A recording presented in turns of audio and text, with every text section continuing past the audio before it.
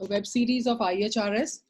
We have amongst us a very special, very special legendary person as the moderator today. That is Dr. Sanjeev Saxena from US. He has thankfully given us time to be here with us and discuss the topic. Along with that, along with him, Dr. Ajay Naik will be the moderator for this session. So I am putting everybody on mute. Kindly both the moderators and the speaker unmute yourself. Once I put everybody on mute. And both the moderators and the speaker can unmute themselves. And over to you, Dr. Sanjeev Saxena and Dr. Ajay Naik, please. Good evening to all of you.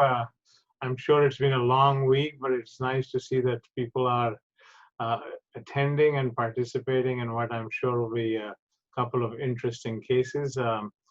I know that everybody's struggling with difficult times to balance things, but I think sessions like this keep us focused and keep us aware of what we would like to do, and perhaps we'll all learn today.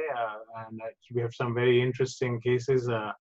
And I'm going to let Dr. Ulhas start the cases without, I think Dr. Arora has already given you the two subjects that will be covered. So perhaps we will start with the first subject, Dr. Ulhas. Great. So good evening, ladies and gentlemen. I'm so very privileged to be discussing a few of the cases, and Dr. Sanjeev Saxena. I think Indian Heart Rhythm Society feels so very privileged that you have been a great supporter, and typically in this digital or web-based educational program, you have been guiding us through, and today it is a special day for me because you are moderating some of the cases which I am presenting. So thank you very much, Dr. Sanjeev Saxena. Thank you.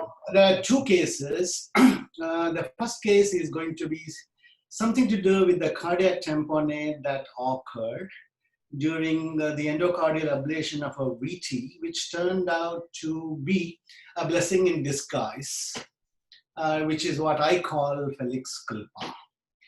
And another case is moderator band ventricular tachycardia ablation. And this is special because this was used without an ICE. And how did we identify the structure? And why did we think it was a moderator band, not an endocardial structure? Seems to be some interesting discussions. To begin with the first case, where we thought the tragedy or the tragic event or a dangerous event of a cardiac tamponade, which turned out to be good for the patient, the phrase that is used then is called Felix-Culpa. Even though the phrase is uncommonly used, this is the phrase which my language teacher used to frequently use. This is a Latin phrase which finds its first usage in the Christian theology, where the urges of Adam and Eve to pluck the apples, which was considered sin, but ultimately in the Christian theology it was considered quite fortunate because it was turned out to be ultimately the blessedness of the redemption. Indeed, the Felix-Culpa is a popular tattoo among the Western youngsters who, after indulging in some dangerous liaisons or relationships, but when it ends up sometimes in a good ending, they very proudly show it off with the Felix-Culpa tattoo. So this particular case is something to do with the cardiac tamponade that occurred during an endocardial radiofrequency ablation, which actually led to the quiescence of the VT storm, because if we had to simply stop at the endocardial ablation, we could not have been successful. Because of the tamponade what we created, ultimately it led to the aspiration, and through the same axis, we achieved a good result by epicardial radiofrequency ablation. This is a story of a 63-year-old man, ischemic cardiomyopathy, moderate LV dysfunction, presented with a VT storm, a referred case. Before referral, the cardiologist thought an angiogram and angioplasty would be okay, but then he stopped there because he found there was an occluded LCX stent and then he couldn't do any more. And I also do not think it was probably nothing to do with the ischemia, and it was a scar-related problem, so he was referred to us. He was in incessant wide QRS tachycardia. Looks like it's a ventricular tachycardia, really very wide QRS complexes. You take any characteristic of an epicardial VT, it actually satisfies them.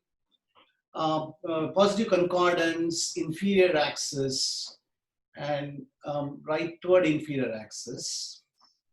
And then I had already quoted about the LCX lesion. Maybe, the scar is something to do with the basal lateral area. So the LCX caused the scar, then maybe it is originating from there. Occasionally only he used to be in the sinus lesion. It is during one of those times when the ECG was taken. Maybe the loss of some R waves in the inferior leads, a little bit of the widening of the QRS. His ejection fraction was about 30%. Echo showed ejection fraction of 30% dilated chambers. Typically, the LCX territory was infarcted. So the planned management was to use some empirical cocktail of antiarrhythmics, and if these things do not stabilize the arrhythmia, go for a stellate ganglion block. Indeed, it was attempted to begin with the left side first, and later on bilaterally. Still, he continued to have the incessant tachycardia. The plan was to do some radio frequency ablation, and before he goes home, if things are all set, use an ICD before the discharge. In the EP lab, well, the tachycardia used to be incessant, I told already. And when you use the ATP, look at the morphology. This is something to do with the superior axis. So different kinds of morphology of VTs could be induced. ATP never was successful. It used to end up in a hemodynamically unstable pattern requiring DC shocks. So he was sick. After placement of few catheters, including a decapolar in the coronary sinus, these interesting signals were noticed. The cardiac, the cycle length was about 300, and then I used to find this consistently all along the CS, occupying almost like 2/3 of the cycle length with multi-component, fractionated, continuous signals. And this is where I think there was a problem. There was this irresistible urge, like what Adam had, I think, in this Christian theology. This is what actually led to a problem, I think. This was so very tempting. And then already the ECG was showing some kind of a wide QRS. So, I mean, very, very wide QRS, epicardial origin was thought. I thought, let me just give some test burns here. And 20 watts, 60 seconds. You could notice here, there occurred a change in the exit at least. I concentrate on V1.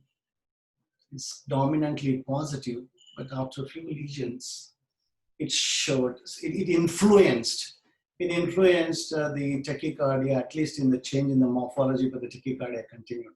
But I think at that stage itself, maybe there was some damage to the coronary sinus. I think so. But even if the damage was then, at least quickly the patient did not get into the hemodynamic compromise.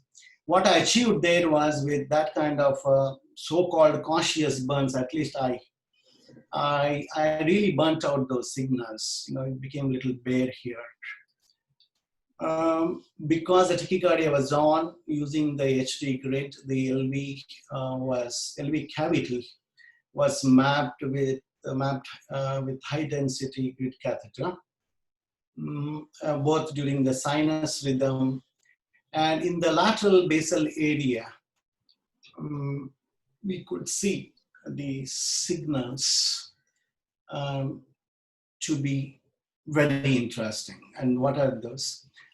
They are occupying a larger time, and beginning with the onset of the QRS, almost after the end of the QRS. It's almost like 200 to 250 milliseconds, slow, fragmented, low amplitude signals, typically in the circ territory, in the basal area. That was during the sinus rhythm. So this area was scarred, and there was, during the sinus, there was a late activation of that area. The voltage mapping was also done, and again, if you look at the very dense scar where the grading or the scale is such that when the voltages are marked to less than about 0.16, get the so-called very cold scar, and that was near the mitral annulus, posterolateral area.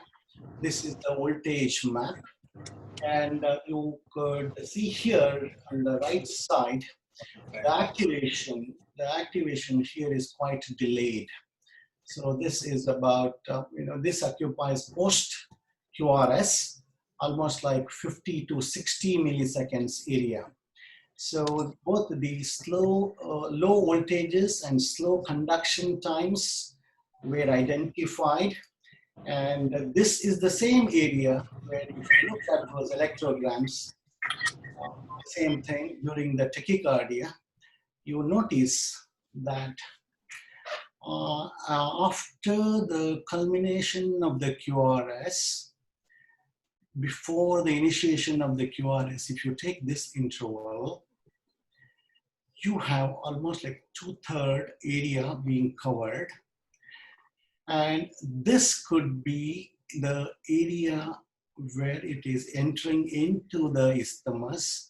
And this probably is the 2/3 of the isthmus, and this is the exit site. So the grid catheter is lying upon endocardially in a region covering the entry site of the circuit and 2/3 of the isthmus.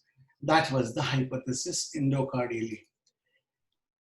And at the same site, the pace map resulted in an acceptable pace map, maybe about 8/12 kind of a map. So the same thing, you are looking at the same area, it's occupying almost like 2/3 of the tachycardia cycle length after the culmination of the QRS. Well, so you are in the isthmus, you are giving the energy, and then it is not surprising that it terminates. The problem is, it was the heat which was terminating, because the moment you stop, the tachycardia would again be easily inducible. So I think this led to most likely more excess burns in that area, or maybe that is all scarred, thinned.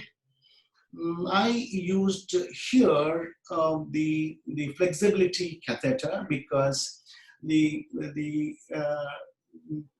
contact force catheter, what we have is unidirectional. Flexibility I thought could be okay because it's bidirectional. Maybe this particular event, that every time I give an energy, it terminates, and there were so great signals, I think I went on ablating. There were two things. One, already in the CS, well, it was an urge to check whether I do a good job there and see what happens. And then here, this was another temptation, maybe another sin. That I went on and on. Dr. Ulhas, can we stop for a minute? We should stop. We should stop. Please go ahead. Yeah, can we?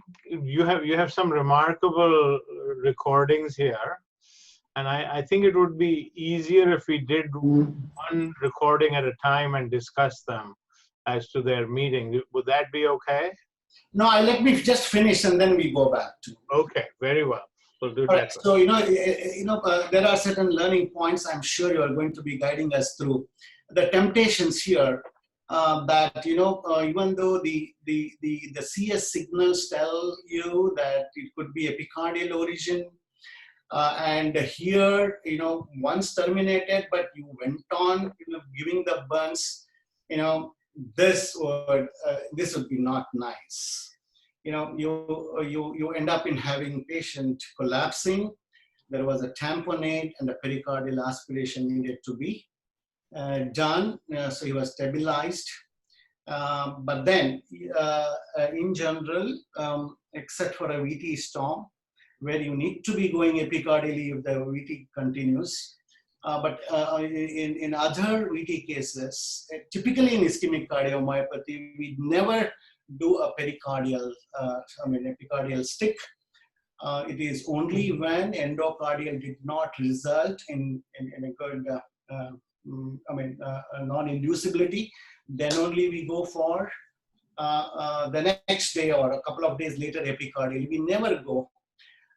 So in this particular case also, I was thinking, well, maybe endocardial would be all.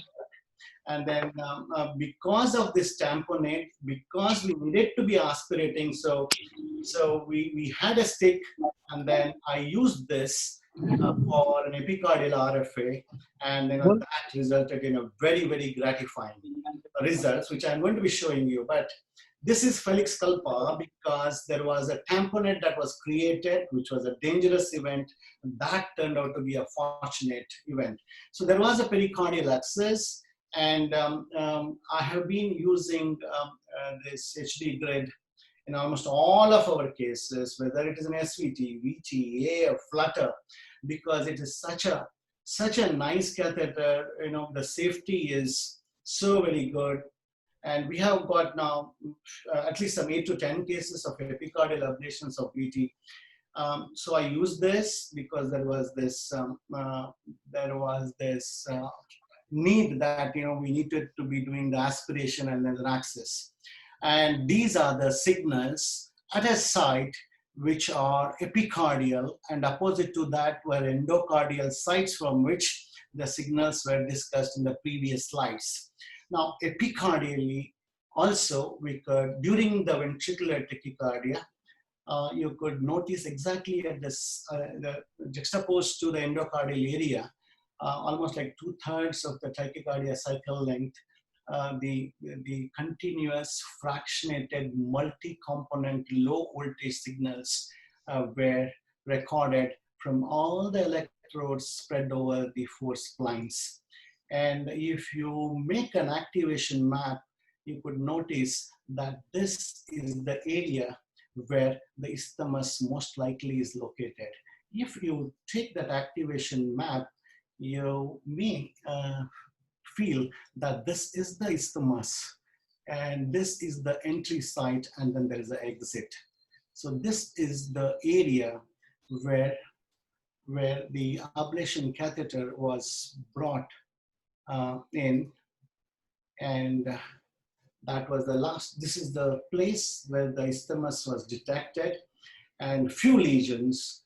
The very first lesion, in fact, resulted in the termination, and where the consolidating lesions resulted in no more inducibility. And these are the endocardial sites, these are the epicardial sites. And post-ablation, rigorous protocols of VT induction, the VT could not be induced. After 3 days of on the fourth day, when there were no more VTs, patient underwent an AICD implantation, and during the AICD implantation, one more time a VT protocol was performed. A rigorous protocol during the implantation could not also induce the tachycardia.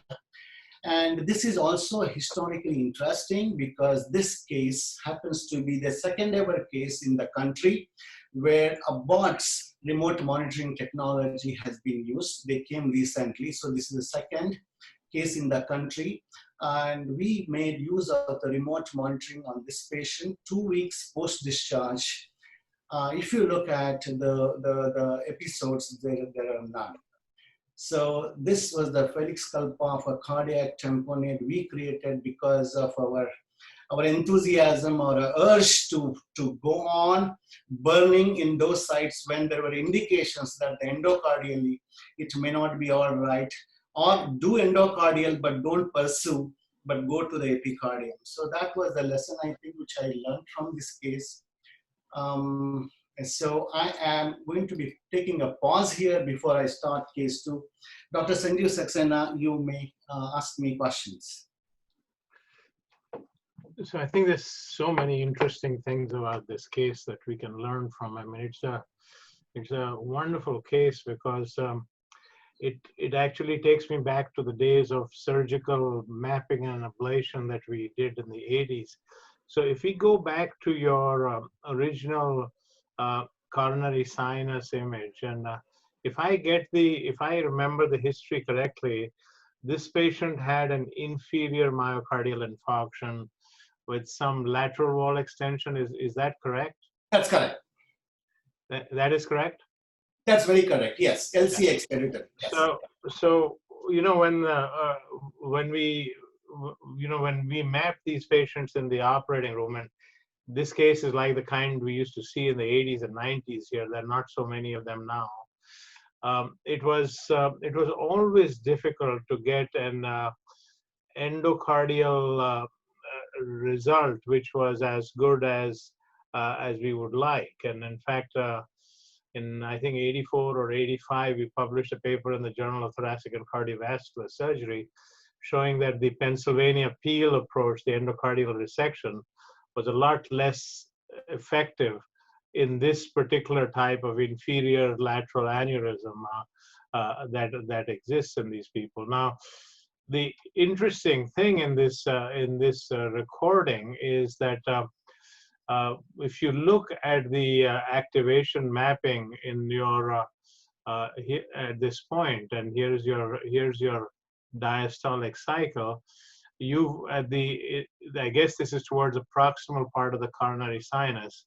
You're already picking up diastolic recordings which are in the mid to late diastolic segment of this recording, and this is of course the area that we always target for the isthmus and things of that nature. So you can see that that there is a substantially, I mean, assuming this is 5 millimeters or 10 millimeters apart, this is at least a centimeter to 2 centimeter area showing diastolic electrical activity, and of the kind we like to see.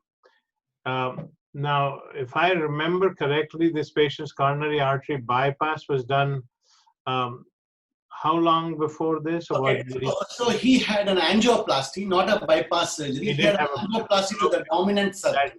That makes more sense. So when we studied ablation in the coronary sinus with RF energy, there was a young Georgian doctor with me by the name of Dr. Georg Baridzi, and we did Wolf ablations here and others in that area. This was clearly vulnerable to perforation. That was so. While people are doing coronary sinus ablation these days, one should be rather careful about getting a posterior wall issue here. And then you had a second recording where you had that endocardial voltage map. Is that right? Yes. Now here clearly you show the exit point change. This is a really beautiful map. You can see now the late potentials. The quality of the recordings is excellent. And then there's an activation map that follows, I think, if I recall correctly. Yeah, absolutely. And you can see this wonderful bridging activity, which in the past you had to actually see this at open heart surgery, and now you can actually see it with these wonderful catheters that now exist with high density grid mapping. And what it's showing you is the kind of channels that could exist, and there can be more than one channel.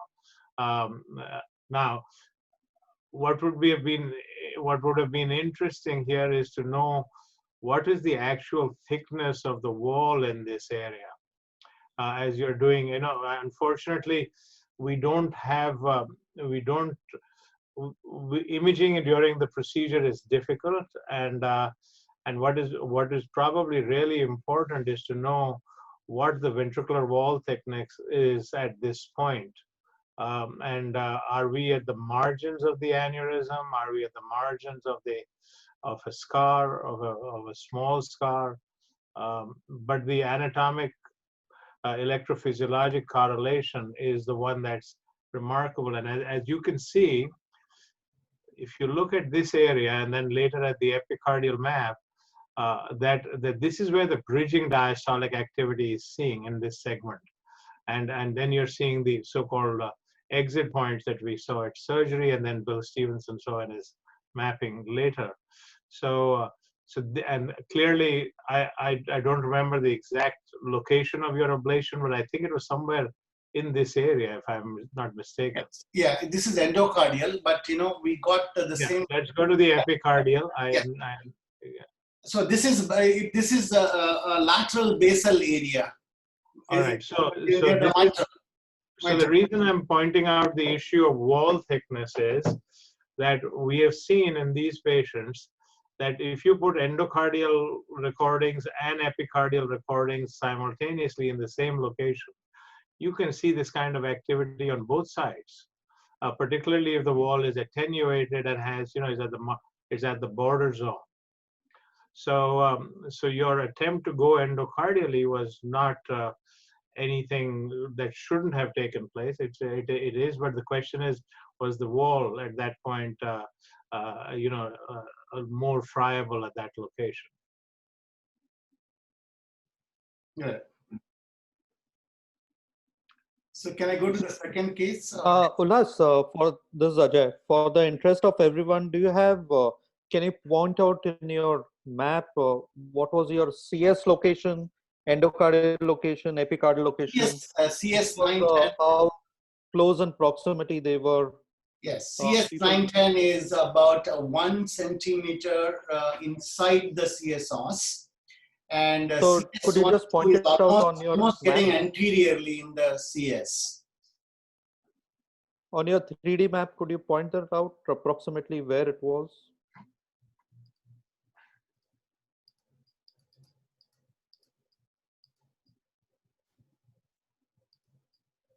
Or even the fluoroscopy, wherever.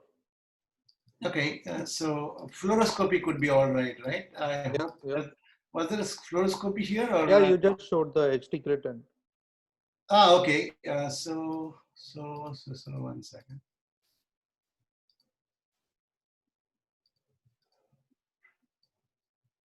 Yes, so you see here quite inside. Huh? This is quite inside. So, this is almost like coming anteriorly in the mitral annulus. And, if you consider somewhere here is the CS os. So this is, lateral, anterior, basal area. Okay. And then this HD grid was abutting this area. so could you point out your ablation locations on the fluoro itself, where it was approximately? Yes. So in the fluoro image itself, CS, endocardial, and epicardial. Okay, 1 second. So let me just see whether I will get it. Okay, so you know what? In the 3D, if you see, these are the endocardial location. Yeah. This is epicardial location. This is the mitral annulus, and you can see this. This is the projection here. This is lateral, and this is posterior, right?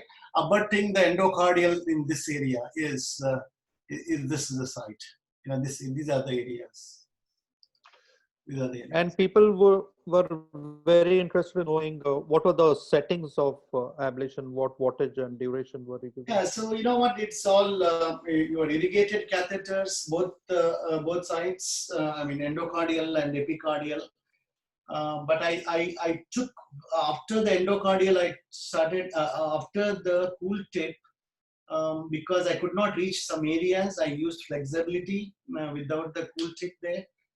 And then here, of course, we use the cool tip catheter, and the flow was about 8 to 10 normal saline, and about 25, 30. Actually, by the way, 25 to 30 is the watts. And moreover, here, we were not very keen on looking at the coronary angiogram, by the way. He was quite sick. His renal was a problem. And most important thing, you see that circ is a scarred area. Okay, and the cardiologist had done the angiogram and it was an occluded stent, right? So there was no kind of an issue here. And of course, whenever you are in the epicardial area, before you burn, it is mandatory that a higher output, you see that there's no phrenic nerve capture. Some of those routine precautionary measures we need to adopt. Yeah, one more thing, those activation mapping, the signals were really tempting and nobody can stop you from ablating there. But I think entrainment was not possible because the VT was unstable, right? It was not only Was unstable, the there a better morphology base map anywhere? a different morphology and things like that. Yes. And to capture that area was also tough. Now, Sure. so I'm very I'm again returning to those anatomic electrophysiologic relationships, and I hope you can see my cursor moving here. Is this the area where you had that anatomic? No, I cannot see that. I cannot see your cursor, sir. Oh, sorry about that then. So the area that was scarred was inferior and lateral to the area of the endocardial burns, or is that correct? No, it is the lateral basal area. Lateral, or say anterolateral basal area. That's what I thought. Yeah. So the posterior papillary muscle of the mitral valve is a little bit more distal from there. But one of the biggest problems in doing endocardial ablation here is to get behind and get the lesions far enough to be able to find these channels. The question that arises always in these situations is it safer to do an epicardial burn because you don't have to get involved with the base of the papillary muscle? And that is still an open question. But are these two endocardial and epicardial images obtained without, I assume these are, sort of juxtaposed and superimposed, because the thickness of the wall appears to be more than I would have expected in this area. True. You picked it up very nice here. See, at this stage, this is, at the stage when, we have not aspirated enough.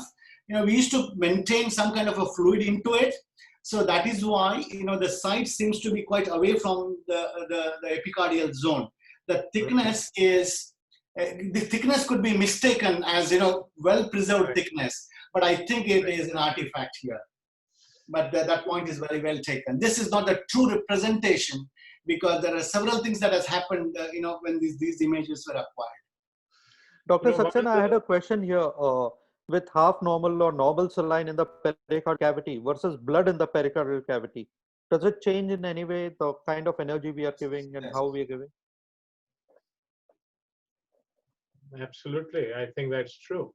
I was just going to comment that one of my former students has been doing some interesting work with angioplasty wires to map in the coronary vessels, and he's been looking at the idea of trying to superimpose those into these maps, and for epicardial ablation to be able to localize secondary, tertiary branches, which gives you the true wall thickness, really, of the site where you're going to ablate, would be very helpful to us. And it's something that is worth thinking about if they can, if that eventually comes to pass, that we can actually see both the blood vessels on the epicardium, on the arterial system before and then we know how far you are, how much, for example, how much blood was in between the epicardial surface and the catheter here. So we need more detail, and the question is intracardiac echocardiography in this location is challenging. You can do it, and we've had some good results with putting the ICE catheter in the right ventricle longitudinally, and then imaging the mitral valve apparatus and behind it. But you really have to have good echocardiographers who want to do this and be able to work through it.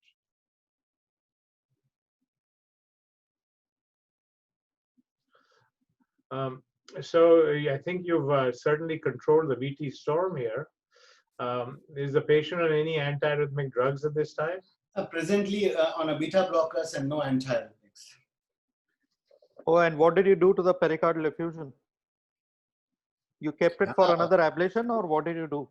Pericardial aspiration was performed, and he remained stable, and then Felix-Culpa. Okay. Can I make a comment here, please? Yeah. If you do, with the permission, of course. Yeah. Dr. Ulhas, this has happened with flexibility, right? I'm not sure, Vanita.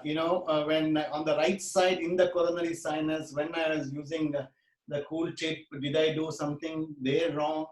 Or when I put the cool tape here in the beginning and then later on flexibility, I'm not sure. Okay. So yes. let me rephrase my question. Instead of asking, let me make a statement. This happened with flexibility. Well, and I'm saying it has been a blessing in disguise. You were able to ablate it through epicardial route, and it is an excellent result. But just a word of caution. This is my experience. It never happens with any other catheter to me. Agree. You know what? When you have bidirectionality as one, Correct. kind of what a boon. So there is this, a negative point also associated. Thank you.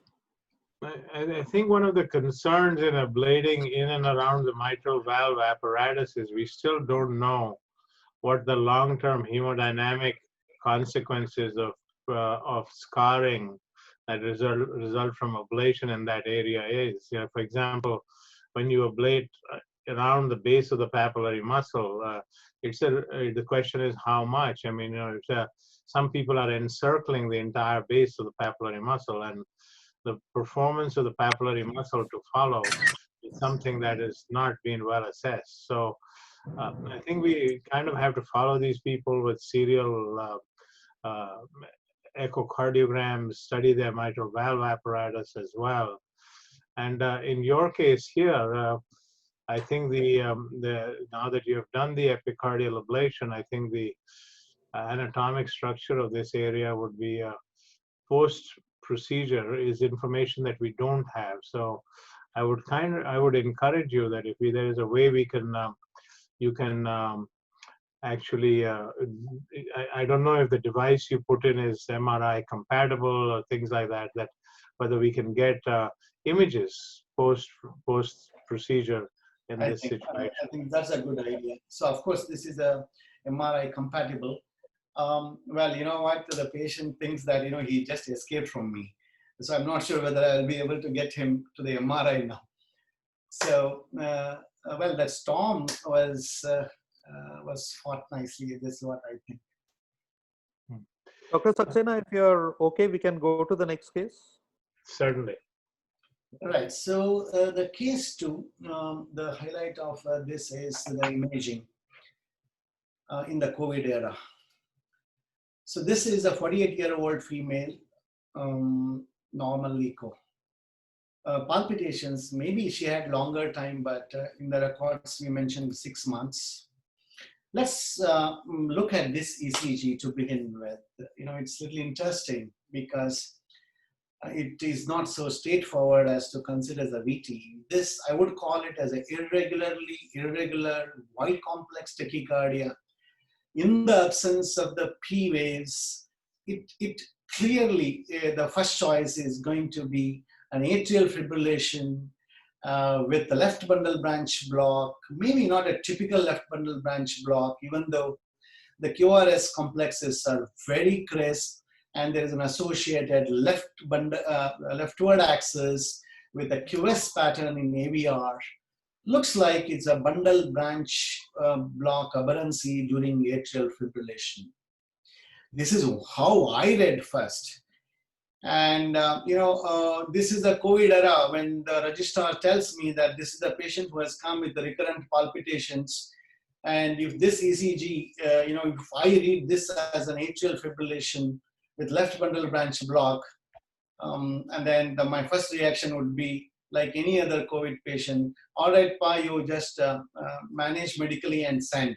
But the smart registrar said, hold on, sir, this doesn't seem to be an atrial fibrillation with left bundle branch block. I said, why?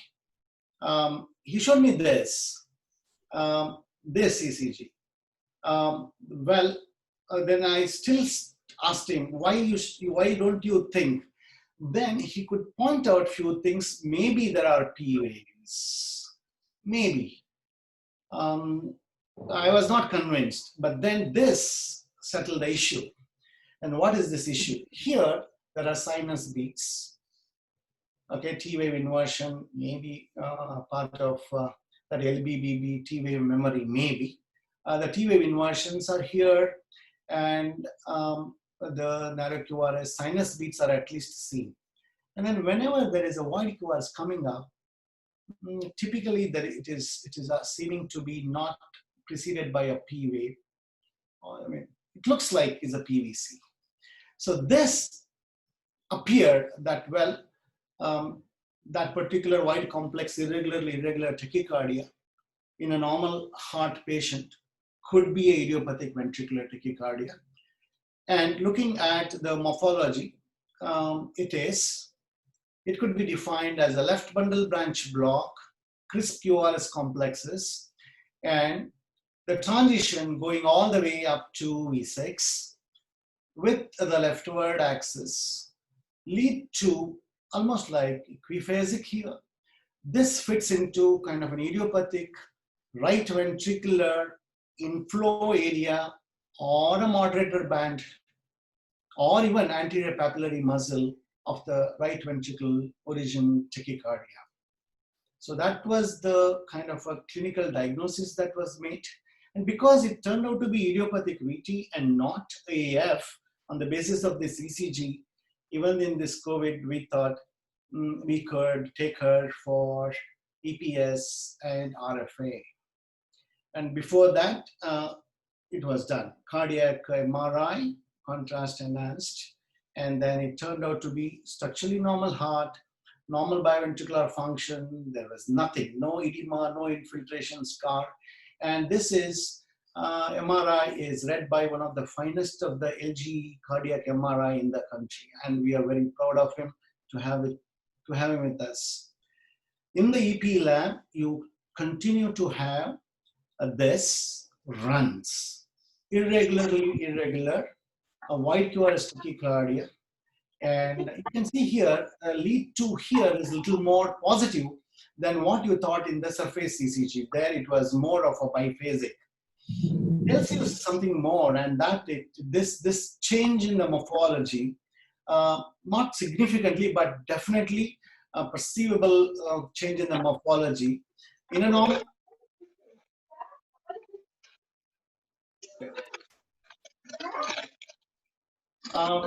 can you people hear me? Vanita, can you hear me? Somebody had muted me. I can hear you, yes. Right. So the interesting thing about this irregular white QRS tachycardia for left bundle branch block morphology is changing from time to time, if not very grossly, very subtly, the morphology is changing. For example, here in lead 2 as compared to the previous ECG. And in fact, I had noticed few more changes in the inferior leads typically, but the left bundle branch block was a constant feature of this tachycardia. A normal heart, this kind of irregular, speaks about automaticity, speaks about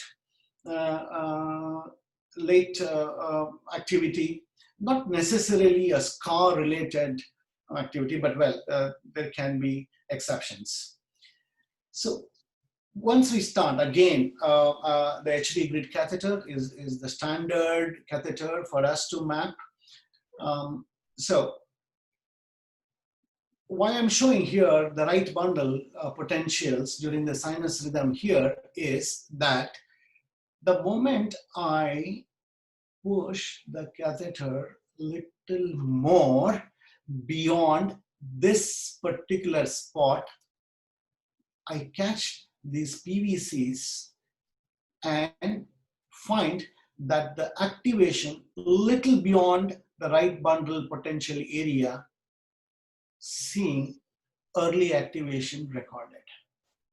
And here I think is about 25, but in that area, just beyond the right bundle potential area, towards the apical region, anatomically, fluoroscopically, you catch these PVCs, and in those areas, the early activity is inscribed.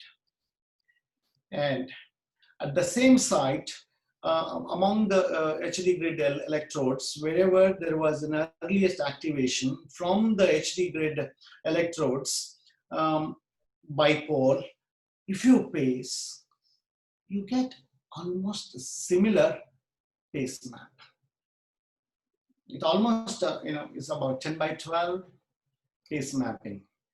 Interestingly, even if you bring a regular diagnostic catheter in that area, you will see some sharp potentials at the onset of the QRS, and they precede the onset of the QRS during the sinus rhythm, as well as it appears these potentials give rise to this wide QRS as well during the PVC. And the unipolar signals there, if you blow that signals, very sharp potentials during the sinus, very, very sharp potentials during the wide QRS ectopy, bipole signals, and a very sharp negative QS complexes in the unipolar. So where was that wide QRS coming from? It appears that it could be from the conduction system, maybe Purkinje potential, because that was recorded both during the sinus rhythm as well as during the PVC. But the point was, if you look at the QRS morphology, it doesn't appear to be an endocardial morphology, what is a textbook description. It has an LBDB, leftward axis, one and AVL positive. The transition is towards the V5 or the V6. That is a textbook picture of an intracavitary structure named moderator gland. So how do you identify now that Purkinje, that so-called potential? Is it really Purkinje arising from the conduction system? Whether it is endocardial, whether it is an intracavitary structure, and whether that intracavitary structure is an anterior papillary muscle or the structure which is supported by another structure, namely moderator band. And we have limited resources. My eyes cardiologist, who is an exceptionally talented pediatric interventional cardiologist, who supports us with the eyes, he's not around. So now we do not have an eyes, and we do not know where this potential is coming from. Then we had our friend HD grid. I was thinking, how do we identify an intracavitary structure using the HD grid mapping catheter without the eyes? It turned out this HD grid catheter is too very good. It can reliably identify an intracavitary structure. See, it cannot replace eyes, which I'm going to be showing you. But when it comes to the intracavitary structure, the definition could be made with the HD grid without the eyes. And how is that?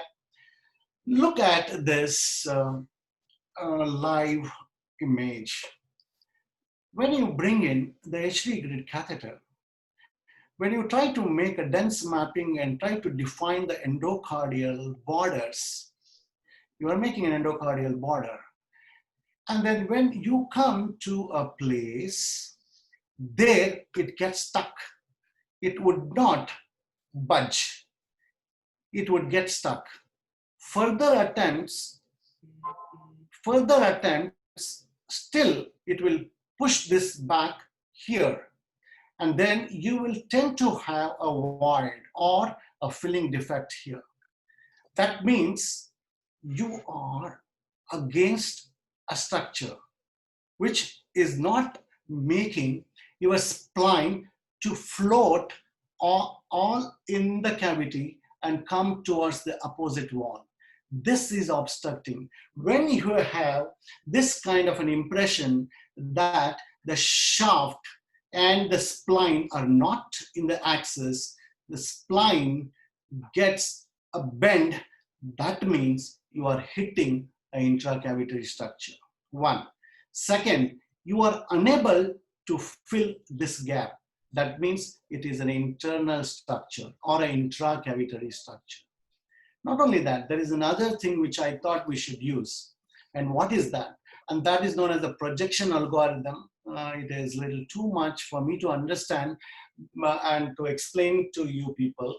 But what it says, if you go by the projection algorithm, the algorithm is such that if there are sharp potentials, whether during the sinus rhythm or during the tachycardia, the sharp potentials get ignored by the system if the system recognizes that this is away from the endocardial border.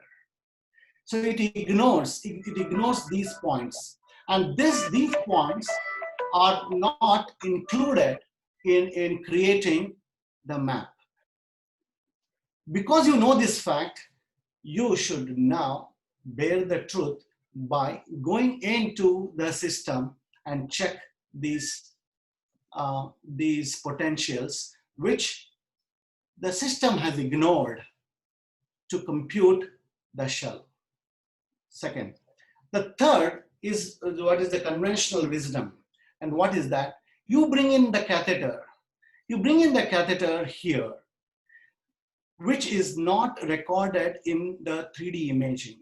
A conventional catheter, if it is brought here away from the shell, if it records sharp potentials, not a far field potential, number one. And here, if you capture the tissue at say about 1 or 2 volts, but not a very high volt, that means you are hitting here at an internal structure. And hence, that particular area of interest is one of those papillary muscles or the moderator band. So that is something to do with the projection algorithm. And during the, so once you recognize that there could be an internal structure, you map. In addition to the shell, you now concentrate on this area and you create another map in addition to the shell. And in this area, there are at least four electrode couples which would record quite an early signal during the ventricular tachycardia or the PVC, which is about 30 to 35 milliseconds early.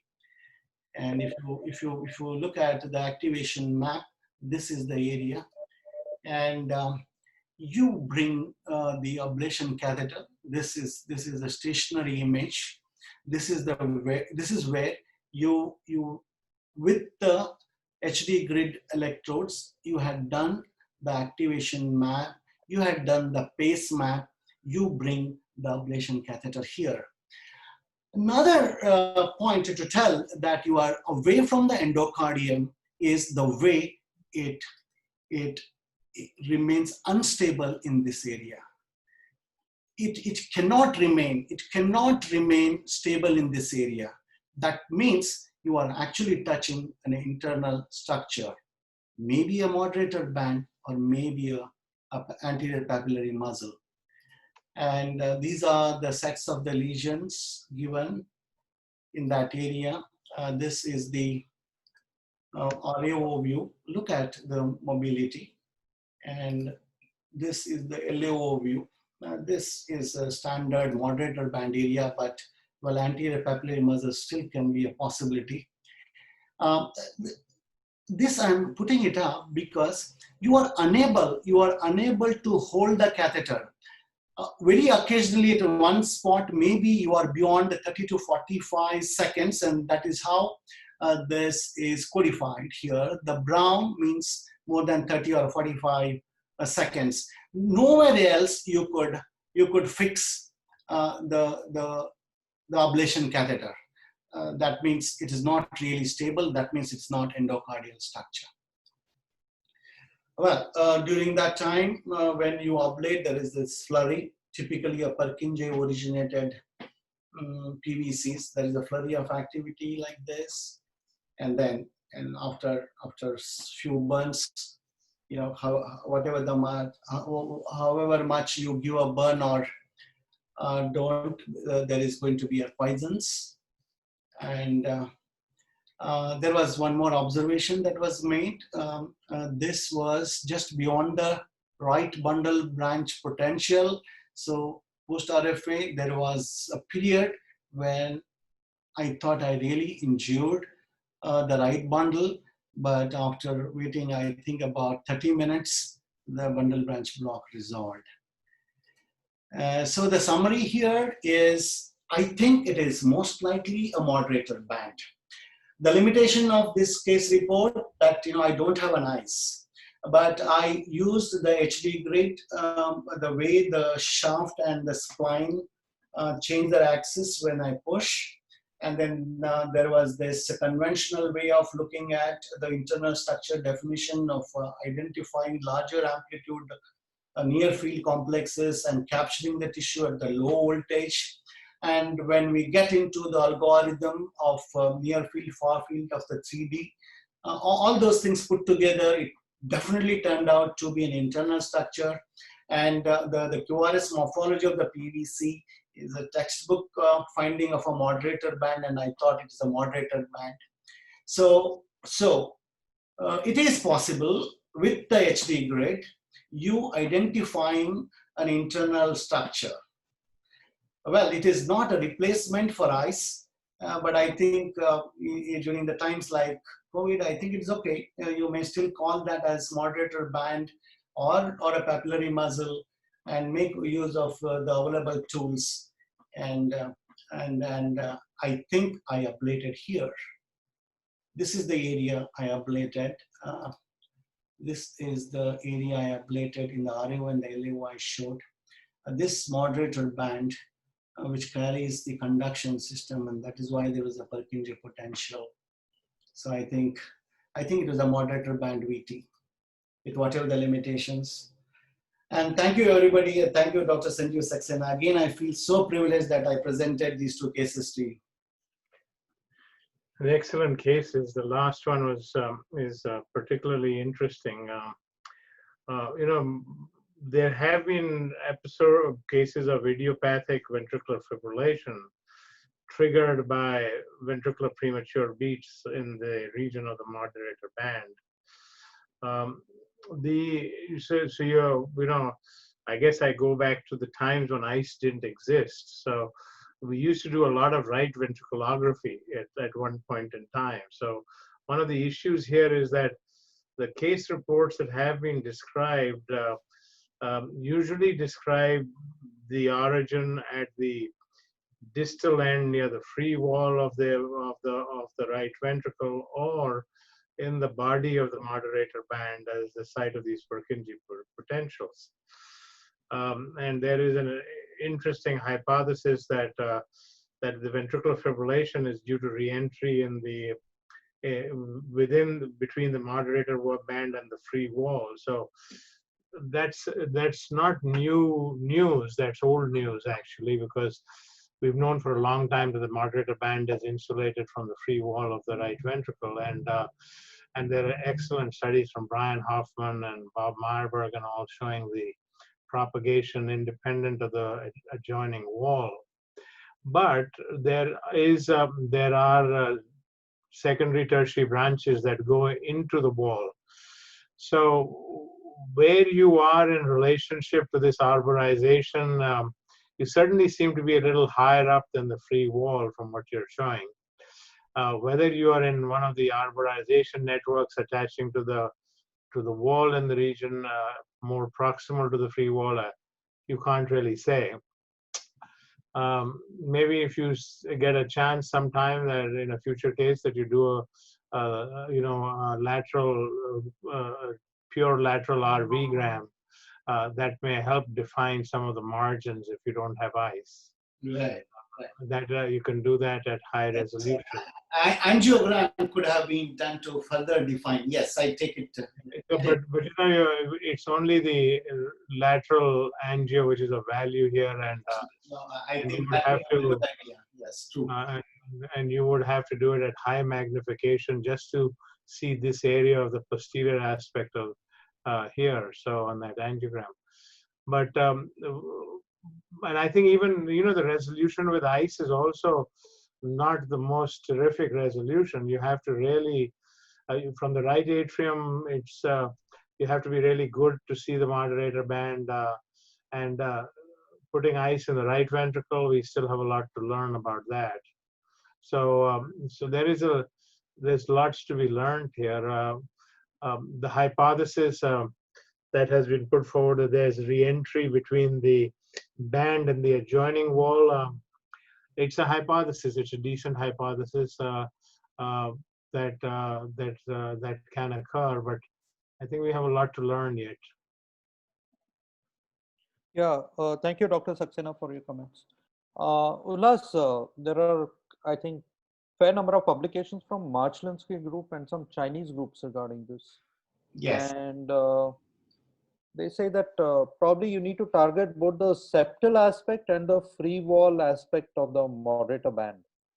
So, without ice, it's a little difficult to comment where you are and how much extent of the moderator band you are covering. So, was the transthoracic echo or transesophageal echo something that would have helped you additionally other than HD grid, or you thought that was adequate? Yeah, sure. Better than nothing. When there's no ice, you could have always used the tea. But the point here is, patient needs to be essentially anesthetized for that. So it may not be okay. You can do a right ventricular endocardial map and then look at this projection view you're talking about related to that to get an idea. But these are really difficult things to do. It's not something that we do all the time, and we have a lot to learn about what an electroanatomic map of the right ventricle done completely would look like.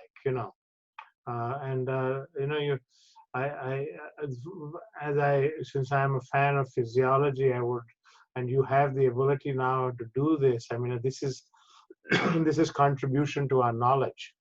While we get these little areas where we ablate seen in high density mapping, but we don't see the rest of the chamber. And it would be important to know these things, and we don't know these things at this time. Even the 12-lead ECG of the tachycardia, the transition seemed to be at V4-5, which would probably put it at the place where you are ablating, the septal aspect of the moderator. Yeah, it's a little higher, you're quite right. And the axis is a little less leftward than you would see if you were more apical,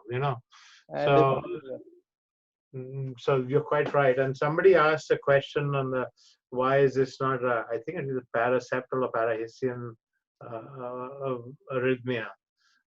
Again, that comes, it really comes down to doing those electroanatomic relationships in these maps.